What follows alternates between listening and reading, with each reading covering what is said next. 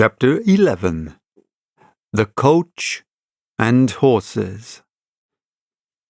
Now, in order clearly to understand what had happened in the inn, it is necessary to go back to the moment when Mr. Marvel first came into view of Mr. Huckster's window. At that precise moment, Mr. Cuss and Mr. Bunting were in the parlour.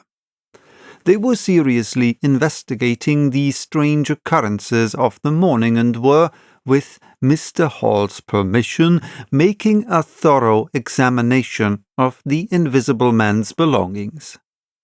Jaffers had partially recovered from his fall and had gone home in the charge of his sympathetic friends. The stranger's scattered garments had been removed by Mrs. Hall, and the room tidied up, and on the table, under the window where the stranger had been wound to work, Cuss had hit almost at once on 3 big books in manuscript labelled Diary.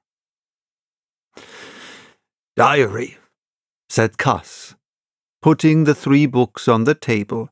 "Now, at any rate, we shall learn something."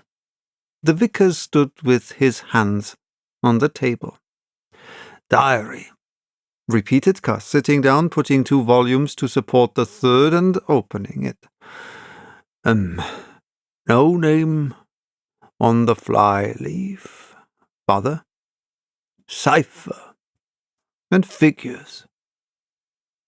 The vicar came round to look over his shoulder.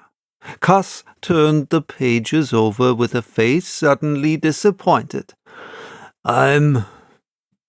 Dear me, it's all cipher, Bunting."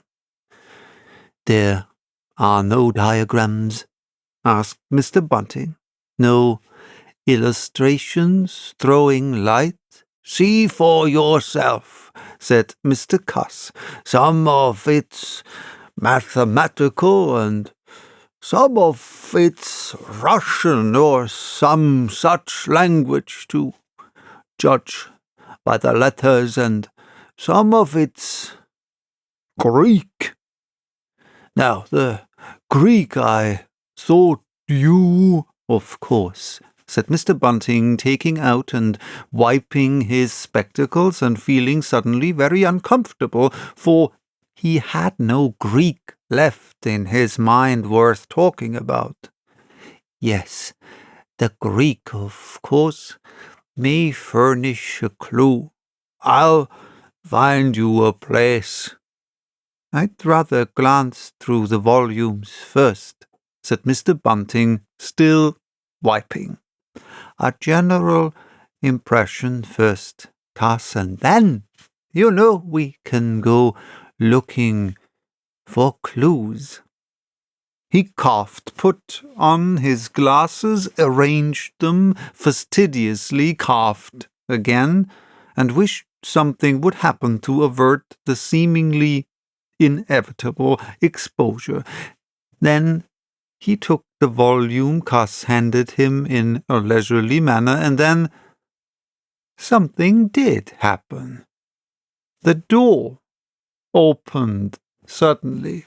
Both gentlemen started violently, looked round, and were relieved to see a sporadically rosy face beneath a furry silk hat.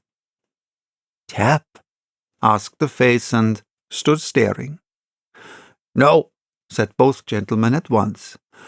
"Over the other side, my man," said Mr. Bunting, and "Please shut that door," said Mr. Cuss irritably. "All right," said the intruder, as it seemed in a low voice, curiously different from the huskiness of its first inquiry. "Right you are," said the intruder in the former voice. "Stand clear," and he vanished and closed the door. "A sailor, I should judge," said Mr. Bunting. "Amusing fellows they are. Stand clear. Indeed, a nautical term referring to his getting back out of the room, I suppose." "I dare say so," said Cuss. "My nerves are all loose today. It quite made me jump, the door opening like that." Mr. Bunting smiled as if he had not jumped. "And now," he said with a sigh, "these books." "1 minute," said Cuss, and went and locked the door. "Now I think we are safe from interruption." Someone sniffed as he did so. "One thing is indisputable," said Bunting, drawing up a chair next to that of Cuss. "There certainly have been very strange things happening in Iping during these last few days. Very strange. I cannot, of course, believe in this absurd invisibility story." "It's incredible," said Cuss. "Incredible. But the fact remains that I certainly saw right down his sleeve." "But did you? Are you sure? Suppose a mirror, for instance. Hallucinations are so easily produced. I don't know if you have ever seen a really good conjurer." "I won't argue again," said Cuss. "We've thrashed that out, Bunting, and just now there's these books. Here's some of what I take to be Greek letters, certainly." He pointed to the middle of the page. Mr. Bunting flushed slightly and brought his face nearer, apparently finding some difficulty with his glasses. Suddenly he became aware of a strange feeling at the nape of his neck. He tried to raise his head and encountered an immovable resistance. The feeling was a curious pressure, the grip of a heavy, firm hand, and it bore his chin irresistibly to the table. "Don't move, little man," whispered a voice, "or I'll brain you both." He looked into the face of Cuss close to his own, and each saw a horrified reflection of his own sickly astonishment. "I'm sorry to handle you roughly," said the voice, "but it's unavoidable. Since when did you learn to pry into an investigator's private memoranda?" said the voice, and 2 chins struck the table simultaneously, and 2 sets of teeth rattled. "Since when did you learn to invade private rooms of a man in misfortune?" And the concussion was repeated. "Where have they put my clothes?" "Listen," said the voice. "The windows are fastened, and I've taken the key out of the door. I am a fairly strong man, and I have the poker handy besides being invisible. There's not the slightest doubt that I could kill you both and get away quite easily if I wanted to. Do you understand?" "Very well.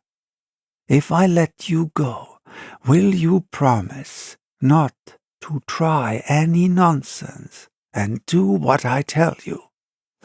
The vicar and the doctor looked at one another, and the doctor pulled a face. "Yes," said Mr. Bunting, and the doctor repeated it. Then the pressure on the necks relaxed, and the doctor and the vicar sat up, both very red in the face and wriggling their heads. "Please keep sitting where you are," said the invisible man. "Here's the poker, you see?"